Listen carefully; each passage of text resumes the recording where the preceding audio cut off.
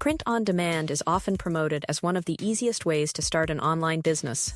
No inventory, no shipping headaches, and no need to buy products upfront, at least in theory. But how well does it actually work when you try it yourself? That's what I wanted to find out. I spent 30 days testing a print-on-demand business from the ground up, documenting everything from product creation and store setup to marketing, traffic, sales, and profits. Today we will talk about I tested print-on-demand for 30 days honest results, so before we get started make sure to hit that like button, also subscribe to my channel. 10. Most people think print-on-demand is easy money. If you've spent any time watching online business videos, you've probably seen someone talking about print-on-demand. The pitch usually sounds incredible. Upload a design. List it on a website. Wait for customers. Collect profits. No inventory. No shipping. No warehouse. No employees. At first glance, it sounds like one of the easiest businesses in the world. That's exactly why I decided to test print on demand for 30 days. I wanted to find out whether the opportunity was actually as simple as people claimed. What I discovered was that print on demand is absolutely a real business model. People are making money with it. But it is also much harder than most success stories make it seem. The biggest surprise wasn't whether it worked. The biggest surprise was understanding what actually determines success. 9. Setting up the store was the easy part. One of the first things I noticed was how simple it was to get started. Modern platforms allow almost anyone to connect a print-on-demand supplier to an online store within a few hours. Products can be imported quickly. Mock-ups are generated automatically. Orders are fulfilled by suppliers. From a technical perspective, the process is easier than ever. This creates an interesting problem. Because getting started is easy, thousands of people are doing it. The low barrier to entry means competition is everywhere. Within days, I realized that building the store was not the challenge. Standing out was. The internet is full of stores selling shirts, mugs, hoodies, posters, and accessories. Simply launching another store does not guarantee customers. 8. Designs matter more than most beginners realize. Many beginners assume that any design will sell if enough people see it. That assumption disappears quickly. The reality is that people have endless options. If your designs look generic, customers can easily find something similar elsewhere. This was one of the first lessons I learned. Successful print-on-demand businesses are often built around strong niches, unique designs, or specific communities. The best-performing stores rarely try to sell to everyone. Instead, they focus on serving a particular audience. Pet lovers, fitness enthusiasts, gamers, professionals, sports fans, hobby communities. The more specific the audience, the easier it often becomes to create products that resonate. 7. Traffic was much harder than creating products. One of the biggest misconceptions about online business is that products create sales. In reality, traffic creates opportunities for sales. You can have amazing products. You can have excellent designs. You can have a beautiful website. But if nobody visits the store, none of it matters. This became the most difficult part of the experiment. Getting attention online is competitive. Every business wants visibility. Every creator wants views. Every store wants customers. Without traffic, even the best products remain invisible. This is where many print-on-demand beginners struggle. They spend all their time creating products and very little time learning how to attract visitors. 6. Social media became more important than the store itself.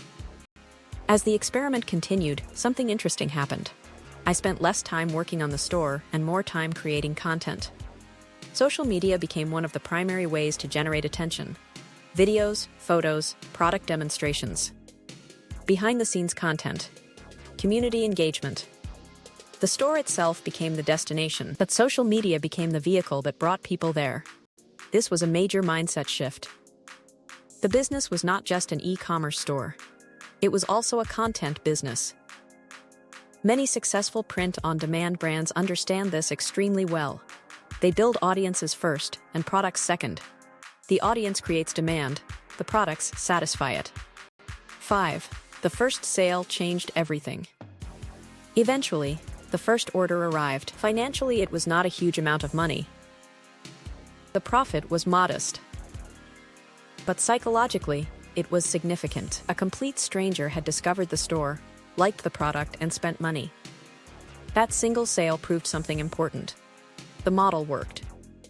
Many beginners underestimate how powerful that moment can be. Before the first sale, everything feels theoretical. After the first sale, the challenge changes. You no longer wonder if it is possible. You begin focusing on how to repeat the process consistently. That shift is incredibly motivating. 4.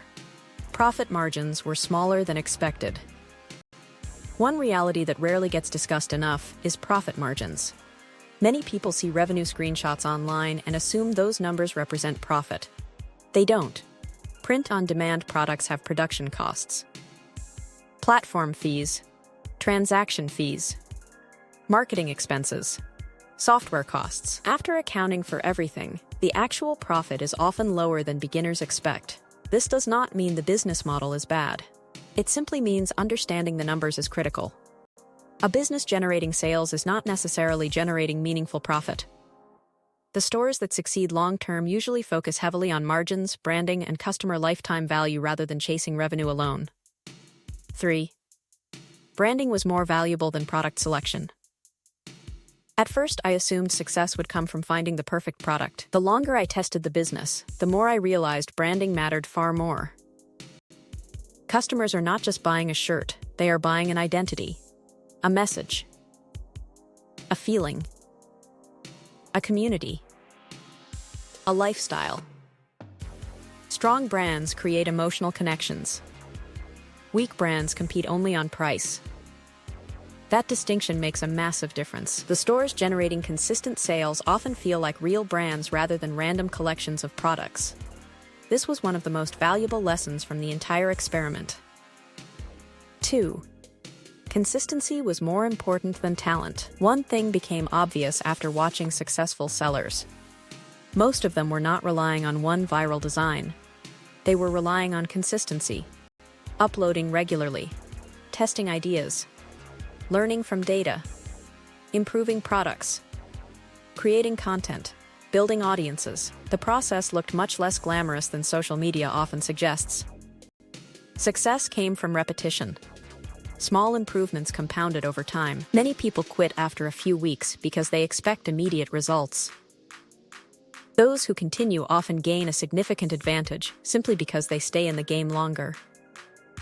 1. The real lesson: print-on-demand is a marketing business disguised as an e-commerce business. Going into the experiment, I thought I was testing a product business.